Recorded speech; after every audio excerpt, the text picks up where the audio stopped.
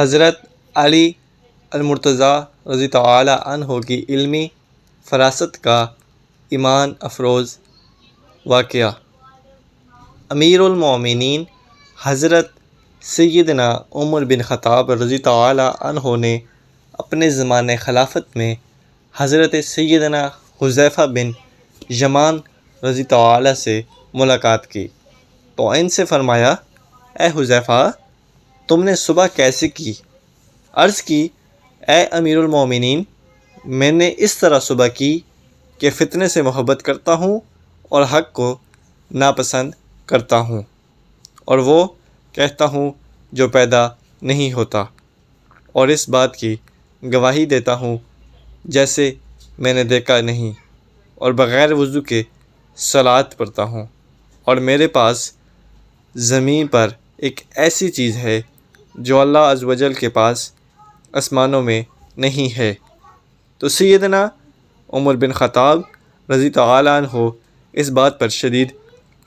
غضبناک ہو گئے اور ان کی گرفت کا ارادہ فرمایا، مگر پھر ان کی نبی کریم صلی اللہ علیہ وآلہ وسلم کے ساتھ صحبت یعنی صحابیت کا خیال آیا تو رک گئے۔ اسی اثناء میں باب العلم حضرت سیدنا علی المرتضیٰ رضی تعالی عنہ وہاں سے گزرے تو آپ رضی تعالی عنہ نے سیدنا عمر بن خطاب رضی تعالی کے چہرے پر غضب کے آثار ملاحظہ فرمائے تو پوچھا، اے امیر المومنین، آپ کو کس بات نے غضبناک کیا ہے؟ آپ رضی اللہ نے پورا قصہ سنا دیا تو حضرت علی المرتضیٰ نے کہا، آپ رضی اللہ کو ان سے ناراض نہیں ہونا چاہیے، کیونکہ ان کا قول کہ میں فتنے سے محبت کرتا ہوں اللہ عز و جل کے اس فرمان کی تعویل ہے۔ ترجمہ: تمہارے مال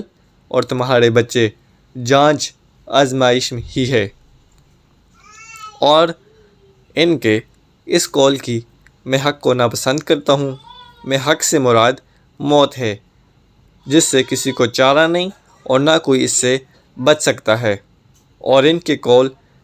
کہ وہ بات کہتا ہوں جو پیدا نہیں کی گئی سے مراد قرآن پاک ہے کہ یہ قرآن پڑھتے ہیں اور قرآن مخلوق نہیں، اور ان کے اس قول کے اس بات کی گواہی دیتا ہوں جیسے میں نے دیکھا ہے، کہ مطلب یہ ہے کہ اللہ عز و جل کی تصدیق سے کرتا ہوں حالانکہ اسے دیکھا نہیں، اور ان کے اس قول کی بغیر وضو صلاۃ پڑھتا ہوں کا مطلب یہ ہے کہ یہ روزہ رسول اکرم صلی اللہ علیہ وسلم پر بغیر وضو کے درود پاک پڑھتے ہیں۔ ان کے اس قول کی کہ میرے پاس زمین پر ایسی چیز ہے جو اللہ عز و جل کے پاس آسمانوں میں نہیں ہے سے مراد بیوی اور بچے ہے، کیونکہ اللہ عز و جل کے پاس ان میں سے کوئی چیز نہیں۔ حضرت عمر بن خطاب رضی اللہ عنہ نے فرمایا، اے ابو الحسن، اللہ آپ پر رحم فرمائے، اللہ نے آپ کو کتنی ذہانت سے نوازا ہے، آپ نے میرا ایک بڑا مسئلہ حل کر دیا۔ کتاب بحر العلوم صفحہ نمبر 211، مؤلف امام ابن جوزی رحمۃ اللہ تعالی علیہ۔ حضرت علی رضی تعالی حدیث کے مطابق علم کا دروازہ ہے۔ حضرت ابو بکر رضی تعالی